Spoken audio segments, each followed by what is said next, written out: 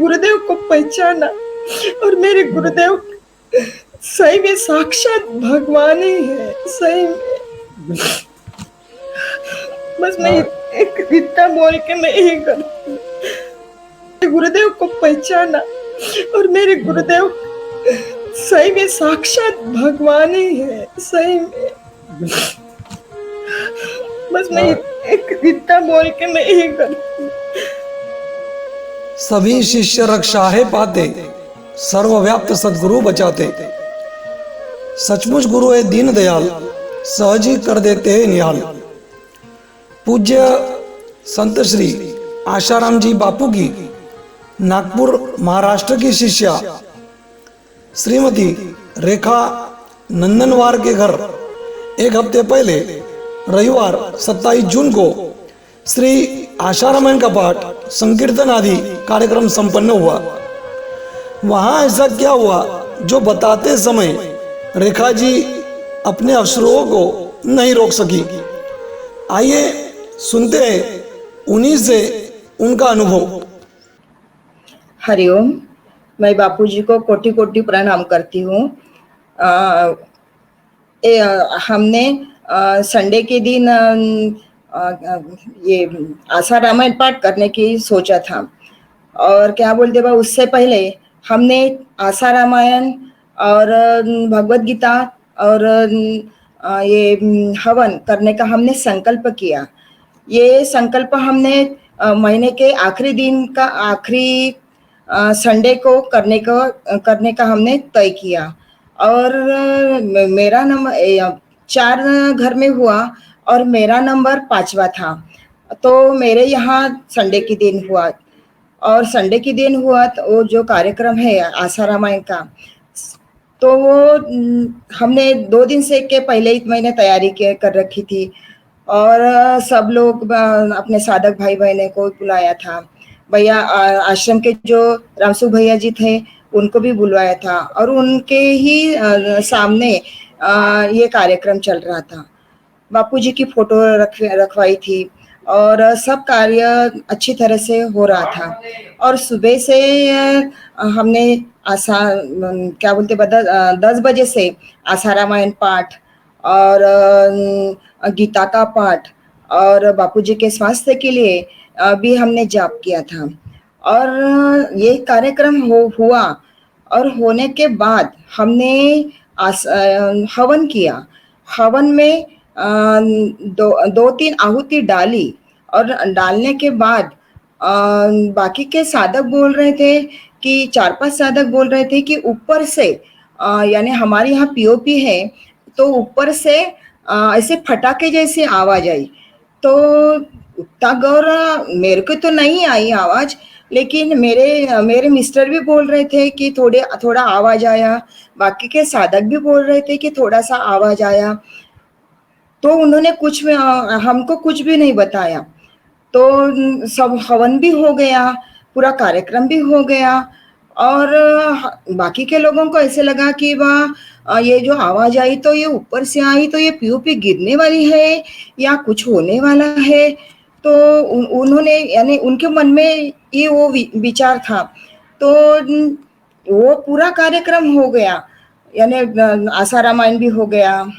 उसके बाद हवन भी क्या बोलते भगवत गीता का भी पाठ अच्छी तरह से हुआ, भजन भी हो गए पूरे अच्छी तरह से, सब कुछ अच्छा हो गया। बापूजी भी अच्छी तरह से हमको हमारे ऊपर यानी आशीर्वाद बरसा रहे थे। तो इतने अच्छी तरह से उनकी फोटो अच्छी तरह से वो देख रहे थे, हंस रहे थे, सभी अच्छी तरह से कर रहे थे। लेकिन वो आवाज आई तो थोड़ा सा वो बाकी के साधक घबरा गए ने उन्होंने हमको कुछ नहीं बताया। लेकिन बारिश आ गई। बारिश के मारे क्या हो गया कि ऊपर का जो छत था हमारा वो पूरा गीला हो गया, और उसके वजह से हमने नीचे ही हमने हॉल में खाना परोसा। वो खाना भी हो गया, अच्छी तरह से हम सो गए। सोने के बाद सुबह जब 5:45 या 6 बजे का टाइम होगा भैया जी, तो उसमें क्या हो गया कि जो पीओपी का छोटा टुकड़ा था, वो छोटा टुकड़ा क्या बोलते हैं बिल्कुल छोटा, यानी हाथ भर का टुकड़ा था, वो नीचे गिर गया। और मेरा लड़का वहीं पे सोया था, उसका फ्रेंड भी वहीं सोया था। हाँ, उसका यानी फ्रेंड जो है वो वही सोया था। तो क्या हो गया कि उसका फ्रेंड ये दीवान पे सोया था ना, तो बिल्कुल उसके सिर के ऊपर की ही जो ये पीओपी थी, टुकड़ा था, वो उसके सिर पे ही पड़ने वाला, यानी पड़ा रही था, लेकिन उसके सिर पे न गिरता हुआ वो उसके बाजू में गिर गया। और मेरा लड़का भी जब वही सोया था, उसके भी आंख पे वो यानी गिर गया रहता, लेकिन क्या हुआ, वो गिरा नहीं, वहां बाजू में गिरा।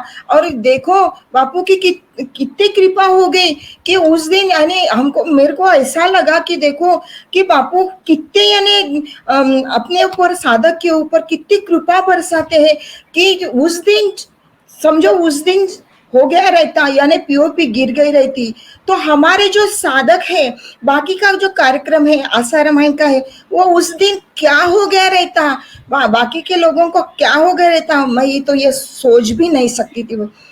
ऐसे बापूजी ने इतनी कृपा कि जैसे कृष्ण भगवान गोकुल में, मुझे कृष्ण भगवान की याद आ गई कि सही में मेरे यहाँ साक्षात कृष्ण भगवान ही बैठे हैं। और अपने उंगली पे यानी गोवर्धन पर्वत को जैसे एक उंगली पे उन्होंने उठाया और गोकुल वासियों की पूरी सेवा की, यानी उनको, उनकी रक्षा की, वैसे ही मेरे बापू ने, मेरे गुरुदेव ने रक्षा की।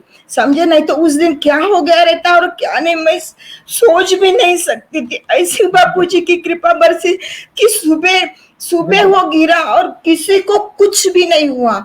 हमारे जो सामान थे उस वहां पे भी कुछ नहीं हुआ। देखो बापू तो बोलते हैं ना कि पहले दिन अपन आशा रामायण करते हैं, आशा रामायण की जो सेवा है वो किताब नहीं है, वो साक्षात ग्रंथ है, भगवान का ग्रंथ है, भगवत गीता है। समझे, ऐसे जो बाकी के लोग, निगोरे लोग बोलते हैं ना कि वो क्या है, कैसे है, क्या है, बापूजी तो वहां बैठे हैं, जेल में बैठे हैं, लेकिन घर में कैसे आ गए, कैसे उनको पता चला कि अपने बच्चों की रक्षा कैसे करनी चाहिए, क्या कैसे किया हमारी रक्षा, कैसे देखा बापूजी ने और क्या क्या किया, ये तो मैं सोच भी नहीं सकती, बिल्कुल नहीं सोच सकती। हमारे घर में साक्षात भगवान आए, बापूजी साक्षात, बापूजी का शरीर नहीं है, बापूजी साक्षात ही ब्रह्म ज्ञानी भगवान है। वो बोलते हैं ना कि वो आपने इसमें आशा रामायण में लाइन, चमत्कार है अजब अनोखा, दुनिया ने घर बैठे देखा।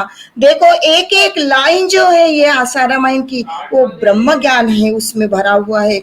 सही में बाकी के लोगों को, यानी ये हो गया, यानी फटाके जैसे आवाज आ गया, उन्होंने साक्षात उदाहरण दे दिया कि देखो मैं यही बैठा हूँ और बच्चों मैं आपकी रक्षा कर रहा हूँ, कुछ भी नहीं हुआ हमारे बच्चों को, यानी बापूजी के बच्चों को कुछ भी नहीं हुआ और सब दुखों से पार कर दे। इतना इतना संकट आया था उस दिन कि पूछो ही मत, इतनी सारी हमारे हेवी पीओपी थी, वो उस दिन गिर गई रहती नो, तो मैं बयान ही नहीं कर सकती कि उस दिन क्या हो रहा रहता और क्या नहीं, मैं सही में बता नहीं सकती। ऐसे मेरे गुरुदेव ने, मेरे बापूजी ने हम सबको बचाया, ऐसा ऐसा चमत्कार दिखाया कि वो सुबह गिरी, लेकिन कुछ बच्चों को वही सोए थे, लेकिन उनको भी कुछ नहीं हुआ। देखो कितने बापूजी की कृपा है। और मेरे को लग रहा था कि नहीं, ये जो चमत्कार है बापूजी का, ये तो चमत्कार तो मैं किसी न किसी को तो बताऊंगी। वैसे ही मैंने आश्रम में, फेटरी आश्रम में रामसुख भैया जी है, उनको मैंने बताया और उनको भी ये लगा कि नहीं, कुछ तो भी चमत्कार बापूजी का हो ही गया है। और साक्षात मेरे या भैया जी कृष्ण भगवान ही बैठे थे और कृष्ण भगवान ने हमारी रक्षा की। यही चमत्कार मेरे बापूजी का। ये मेरे को अच्छा नहीं लगा कि मैं कैसे बताऊं, क्या बताऊं, किसको बताऊं, ये ऐसे मुझे लग रहा था, लेकिन सही में बापूजी वहां बैठे हैं, लेकिन हर एक साधक के हृदय में बापूजी विराजमान है, आज भी विराजमान है। उनका सिर्फ वहां शरीर है, वो बापूजी वहां नहीं है, हर एक साधक में बैठे हुए हैं। बस मैं इतना ही, ऐसे हम ऐसे अपने जो ये है आशा रामायण का इतना चमत्कार है। आपको बहुत बहुत साधुवाद है, और आपका इतना भाव है गुरुदेव के प्रति, इसलिए गुरुदेव ने ऐसा अनुभव सही आपको में दिया है। सही बिल्कुल सही में सबकी रक्षा की भैया जी। आप भी सोचो कि उस दिन हो कुछ हो गया रहता तो हम क्या कर, सिर्फ एम्बुलेंस लेके ही हॉस्पिटल में भिजवा रहे थे, है कि नहीं? लेकिन वैसे बापूजी ने नहीं किया। बापूजी देख रहे थे सबकी इतना संकट, उन्होंने अपने हाथ पे लिया और हाथ में लेके हमारे सब बच्चों की, बापूजी के सब बच्चों की उन्होंने रक्षा की। आखिरी मैं यही बोलूंगी कि गुरु कृपा ही केवलम शिष्यस्य परम मंगलम। गुरु कृपा ही केवलम शिष्यस्य परम मंगलम। वो मेरे गुरुदेव है, नहीं मेरे माता पिता और गुरुदेव है। माता पिता से ही बढ़कर मेरे गुरुदेव है। माता पिता तो सिर्फ जन्म देते हैं, शरीर और मांस देते हैं, लेकिन बापूजी मेरे सही सच्चे माता पिता है। वो तो गुरुदेव है ही है, लेकिन मुझे इतना आनंद है कि मैंने सही में मेरे सच्चे गुरुदेव को पहचाना, और मेरे गुरुदेव सही में साक्षात भगवान ही है, सही में। बस मैं एक इतना बोल के मैं यही करती हूँ। जी, बहुत बहुत साधुवाद। हमने सुना भी रेखा दीदी का अनुभव, उनका भाव, और गुरुदेव ऐसे साधकों को तो बहुत ऐसे अनुभव आती है जिनका भाव गुरुदेव के प्रति ऐसा हो। गुरुदेव तो वही करुणा वरुणालय, गुरुदेव की करुणा का क्या कहे, उनका क्या क्या वर्णन कर सकते उसका हम। जेल में रहकर भी आज स्थूल रूप से गुरुदेव जेल में है, लेकिन सूक्ष्म रूप से वे सभी साधकों के घर में है, साधकों के हृदय में है, और उनको इस तरह दर्शन देते रहते हैं, अनुभव देते रहते हैं। बहुत बहुत साधुवाद है रेखा दीदी को। धन्यवाद। हरिओम जी, हरिओम जी।